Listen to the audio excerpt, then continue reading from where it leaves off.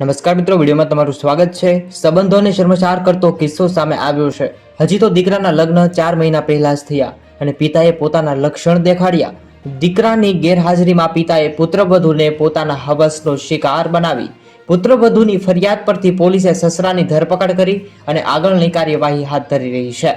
અમદાવાદના પૂર્વ વિસ્તારમાં રામોલમાં સસરાએ જ પુત્રવધૂ સાથે બળાત્કાર કર્યાની ઘટના સોશિયલ મીડિયા પર સામે આવી છે। ખરેખર ચોંકાવનારા સમાચાર છે।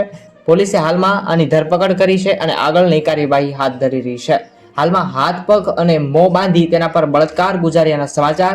સમગ્ર ઘટના બાદ પુત્રવધૂ પોતાના પિયર પહોંચી હતી અને પરિવારને સમગ્ર હકીકત વર્ણવી હતી। ત્યારબાદ પુત્રવધૂએ પોલીસ ફરિયાદ નોંધાવી હતી।